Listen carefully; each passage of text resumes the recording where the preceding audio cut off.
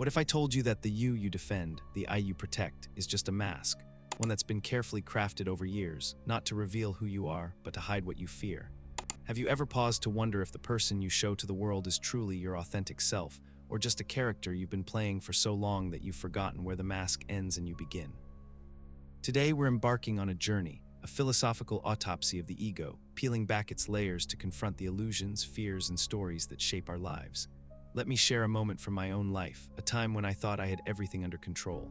I was the achiever, the friend, the responsible one. I wore my roles like armor, believing that if I just did everything right, I'd finally feel whole. But beneath the surface, I was exhausted, anxious, and haunted by a sense of emptiness I couldn't explain. Maybe you felt that too, like you're living on autopilot, performing for an audience, but inside you're yearning for something real. This video is for anyone who's ever felt like a stranger in their own life, anyone who's ever wondered, who am I really? In the next half hour, we'll dissect the ego, what it is, how it forms, and why it so often becomes a prison rather than a guide. We'll explore Carl Jung's profound insights into the ego, the persona, and the shadow, and we'll examine how these forces shape not just our personalities, but our destinies. You'll learn to spot the subtle ways your ego sabotages your happiness, discover the hidden costs of living behind a mask, and most importantly, gain practical tools for breaking free and reclaiming your authentic self. By the end, you'll see yourself and your life through a radically new lens. But before we dive in, I want to hear from you. Have you ever caught yourself acting out of fear rather than truth? Have you ever felt trapped by your own expectations? Share your story in the comments. And stay with me, because in this video, you'll not only uncover the ego's tricks, but also discover the path to a deeper, freer existence. Let's begin at the beginning. Imagine a child innocent, open, and unburdened by self-consciousness. In these early years, there is no I as we know it, no ego. The child simply is responding to the world with raw emotion and curiosity. But around the age of 4, something profound happens. The child develops what Jung called the fist of ego, the sense of I, my, me. Suddenly, there's a center of gravity, a reference point for experience. The child believes they are in control, that their thoughts, feelings, and choices are theirs alone. But what if this sense of control is an illusion? What if the ego, the I we trust and defend, is just a mask, a fragile construct that hides something deeper, neglected, and hungry for attention? This is the uncomfortable truth at the heart of Jung's philosophy. The ego is not the villain, but it's far from the hero. It's the center of consciousness, the reference point by which we say, I am. Yet the ego believes it is everything. When we buy into this belief, we limit our existence to what is visible, controllable, and safe. Think about the last time you made a decision you later regretted. Was it really your conscious will at work, or was it a reflex, an old pattern of fear, a desire for approval? The ego edits our stories, manipulates our memories, and distorts our emotions to maintain a coherent narrative. But this coherence comes at a cost. We amputate parts of ourselves, anger, sadness, envy, fear to fit the idealized image the ego has constructed since childhood. Some might argue that the ego is essential for survival. It organizes our experiences, helps us function in society, and provides a sense of continuity. That's true to a point.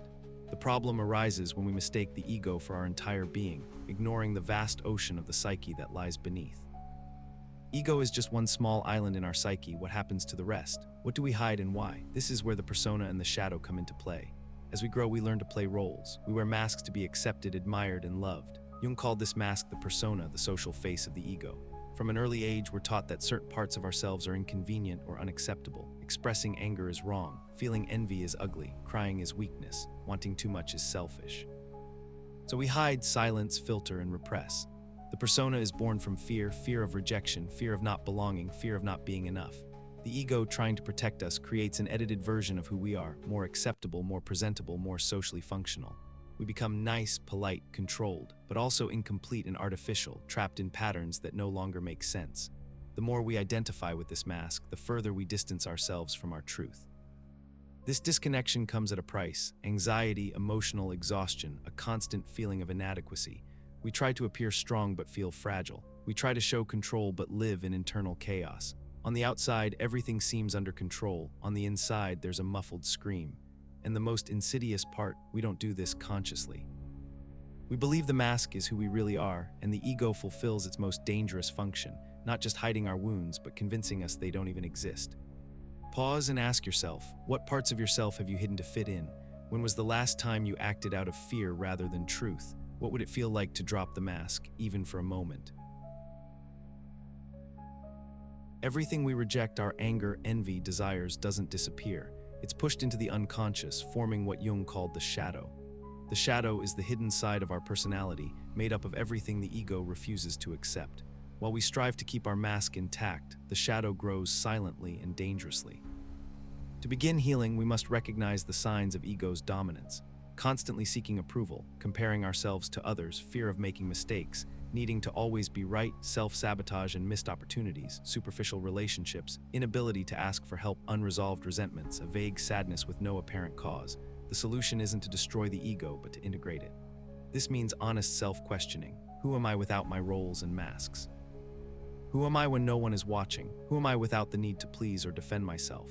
This process isn't easy. The ego resists change, fearing the unknown and clinging to certainty. It creates distractions, rationalizations, and resistances. It says, it's not the right time or you're not ready.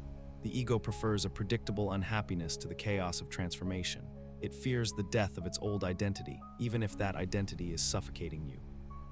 But if we're willing to face the discomfort, we can begin the journey toward integration and wholeness. The next step is to confront the chaos within and break free from the prison of the ego. Why is it so hard to change, even when we know something is wrong? The answer lies in the ego's deep fear of transformation. The ego was created to protect us from pain, but it does this in the most primitive way possible, by avoiding anything that threatens the identity structure it has built, even if that identity is suffocating us. The ego sustains itself on certainties. It needs to believe it knows who we are, how the world works, and what to expect from people. It constructs narratives, stories, and explanations, many of them false, just to keep everything under control. When we start to question these truths, the ego panics. Changing means admitting that much of what we believe to be us was just adaptation, just survival. Jung spoke about this process in depth. He said the ego must be decentered for the self, the true center of the psyche, the totality of being to emerge. This does not happen smoothly. It is a collapse, a direct confrontation with the shadow, with everything we have rejected, denied, or buried within ourselves.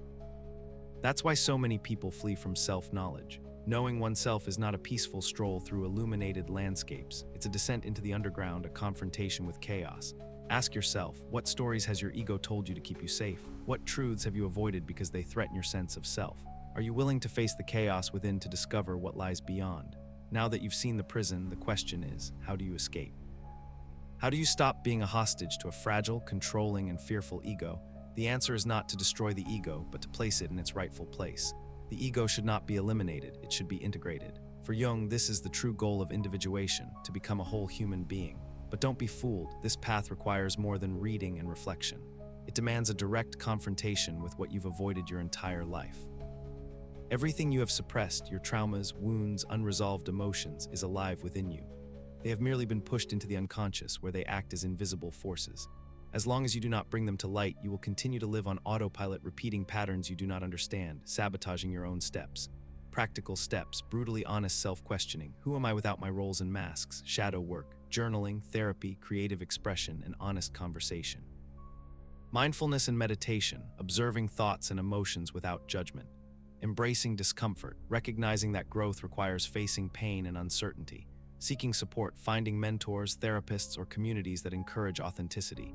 The ego will resist. It will call you weak, say you're exaggerating, insist you don't need this. But keep going. Discomfort is the symptom that something real is moving within you. The work with the shadow is not spiritualized or overly abstract. It's practical, grounded, and often uncomfortable. As you continue this journey, remember, the ego only has power as long as you believe it is you. The moment you start to observe it, question it, and dismantle its narratives, something greater awakens within you, the self, the true center of the psyche. Jung called the self the true center of the psyche, the point where all parts meet and integrate.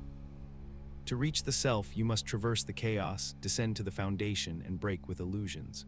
This is not a one-time event, but a lifelong process, a spiral of descent and breakdown and integration. As you integrate the ego, persona, and shadow, you begin to experience a deeper sense of freedom. You're no longer a prisoner of old patterns. You can respond to life with authenticity, creativity, and compassion. Relationships become richer, work becomes more meaningful, and even suffering takes on a new dimension, an opportunity for growth and transformation. Pause and ask, what would your life look like if you lived from your authentic self rather than your ego?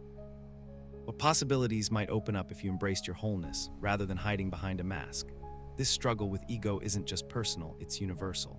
In a world obsessed with image, achievement, and external validation, we're all at risk of losing touch with our true selves. Social media amplifies the persona, rewarding curated images and punishing vulnerability. Consumer culture exploits our insecurities, convincing us we're never enough unless we buy, achieve, or display more. But the cost is high. Superficial relationships, existential crises, and a society built on masks rather than authenticity. Jung believed that the path to wholeness, the process of individuation, requires us to confront our shadow, question our narratives, and embrace the parts of ourselves we've denied. What does the future hold if we continue to let ego rule? More anxiety, more disconnection, more emptiness. But if more of us choose the path of self-inquiry and integration, we could see a shift toward deeper connection, empathy, and freedom. If this resonates with you, explore Jung's writings on the ego, persona, and shadow. Consider practices like journaling, therapy, or meditation to deepen your self-awareness. Check out our recommended books and resources in the video description. Let's take a step back and reflect on the philosophical implications. The ego is both necessary and dangerous. It gives us identity, but also traps us in limitation. It allows us to function, but also blinds us to our wholeness. The paradox is that we cannot destroy the ego without becoming inhuman, but we cannot live fully if we identify with it completely. Philosophers from Socrates to Nietzsche, from the Buddha to Kierkegaard, have wrestled with the question of self and identity. Each, in their own way, pointed to the need for self-examination, for questioning the stories we tell ourselves. Jung's genius was to unite these philosophical insights with psychological practice, offering a path not just for thinking, but for living. What does it mean to be authentic? Is it possible to ever fully know oneself? Or is the journey itself, the questioning, the integration, the true path to wisdom?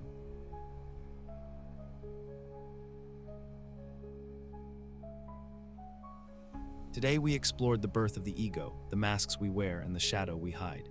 We learned that the ego isn't our enemy, but it's not our whole story either. When we over-identify with it, we become trapped, living for approval, fearing mistakes, and sabotaging our own growth. We discovered the path to integration, the importance of confronting our shadow, and the promise of the self. The journey to authenticity begins when we question the ego's narratives and dare to face our shadow. True freedom comes not from destroying the ego, but from integrating it, placing it in its rightful place as a servant, not a master. The path is difficult, but the reward is profound, a life of depth, meaning, and wholeness. If you found value in this video, please like, subscribe, and share it with someone who might need to hear this message. Comment below, what mask have you worn the longest, and what's one step you can take today to reclaim your authentic self? Remember, the path to wholeness starts with a single, honest question. See you in the next video.